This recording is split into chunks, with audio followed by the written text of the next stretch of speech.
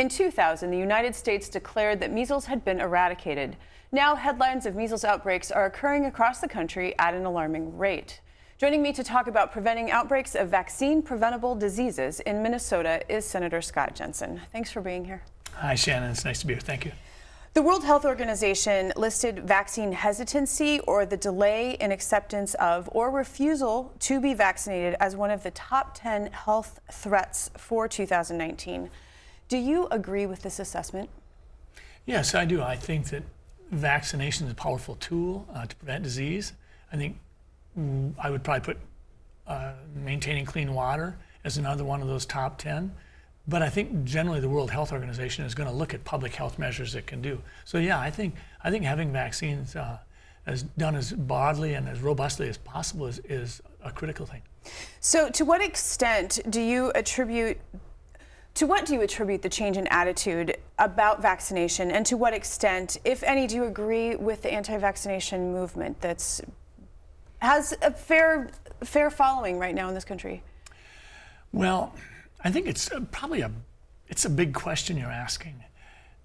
I would say that in a lot of ways it's doctors and the healthcare field's fault. We're not as credible as we used to be. We jump on the bandwagon with alarming casualness. We talk about fake news in politics, but we've been doing fake news in medicine for a long time. If you think about, well, take an aspirin every day, it'll prevent your heart attack. Whoops, better not take an aspirin, it'll cause a bleeding ulcer before it prevents a heart attack. Take B12, it's good for everything. Take mega doses of vitamin C. Whoops, don't do that. You'll get a vitamin C kidney stone. Don't eat eggs. Eat eggs, don't eat eggs. Vitamin D, sunshine, you better have some, maybe not. Cholesterol, no, lower your cholesterol. Whoops, don't lower your cholesterol. It's just the LDL. Whoops, it's not just the LDL, it's the ratio. We've got so many things.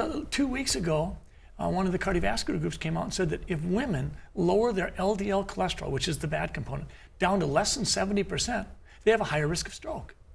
So I think we've compromised our own credibility. And I think parents are thoughtful and they're responding to that.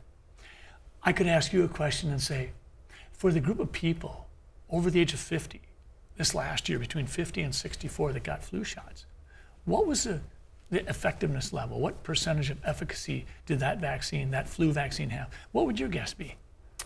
Last year, I don't think the vaccine was very effective at all, if memory serves. Yeah, and this year it was 8%. People with asthma, a clear indication to get a flu shot, less than half of eligible people get them. And it's because they're not buying what we're selling. So you're putting blame on our medical institutions and our physicians, in part because their message is not clear enough. So if you would talk to me a little bit about herd immunity, because that's what we need for some of these vaccine preventable herd immunity is another one of those remarkably and outrageously exaggerated things by medicine. Herd immunity comes from my wife's field. My wife's a veterinarian. That's where it came from. If you can vaccinate 90% of your cows, you probably are going to have herd immunity at the level where the entire herd will be covered. In human medicine, it isn't that simple. Even the people that are the biggest proponents of vaccination, mandatory vaccination, without parents having a right, will acknowledge that herd immunity for people that have had the measles shot, it wears off. 25 years, and generally the immunity that you got, the immunogenicity of the vaccine may well be gone. The fact of the matter is, you and I, if we're both over the age of 40, we may well have no particular immunity at all to measles any longer. So the idea that 95% of the American population is right now immune to the measles because of vaccination is not true. Herd immunity is a very difficult thing to get at, and most of the stuff that comes out about that is basically from the statisticians. They'll look at this and they'll say, well, with this disease, because of the rate at which it spreads, we have to have 93% vaccination rate. This one we have to have 87%. But we really don't know with what frequency we get the kind of immune response that we want. The science isn't good enough, and I'll give you one more example right here. Dengvaxia, D-E-N-G-V-A-X-I-A. Recently in the news, just released by the FDA in America to approve a vaccine for dengue fever. If you read about that, and you read about the 1 million kids that were vaccinated in the Philippines, in accordance with data that's already old. In other words, they were giving it to a bunch of fourth graders in the Philippines without realizing that they shouldn't be giving it unless you've already had an episode of dengue fever. Because dengue fever basically develops into, if you will, a hemorrhagic fever on the second time if it's going to occur. Your second exposure is a problem, your first one's not. Well, we went out and gave the first exposure to a bunch of kids in the Philippines, and we shouldn't have done that. 6 out of 13 people voted against that vaccine. 7 out of 13 voted, so they went with it.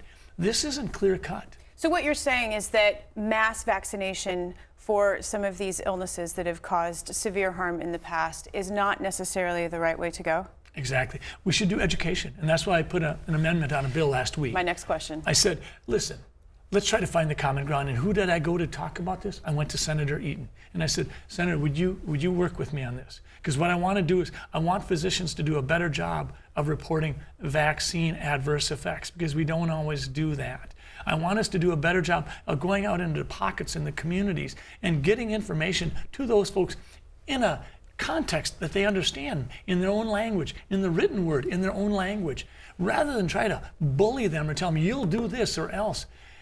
Parents deserve to have rights. And I think that we should use education as the tool. My kids are fully vaccinated, but it wasn't because anybody told me I had to. It's because I wanted to. And my grandchildren are fully vaccinated. But that doesn't mean that parents shouldn't have the right to choose. What about, though, because vaccinations start at a certain age, so children under, say, 15 months cannot be vaccinated.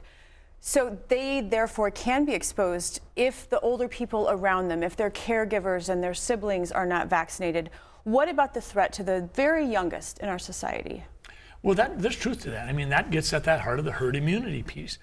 But the fact of the matter is, even if we got to 98% vaccine rate, and I know we're less than that, but if we got to 98%, we would still have far less herd immunity than I think the scientists would tell us.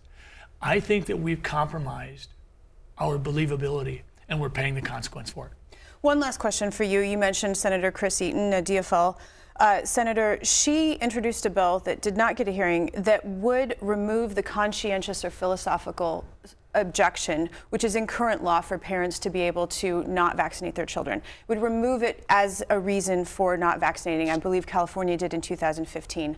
What is your stance on that? When we give someone a shot of penicillin, we're looking for that penicillin to do one thing, to go in and kill the bacteria in the bloodstream.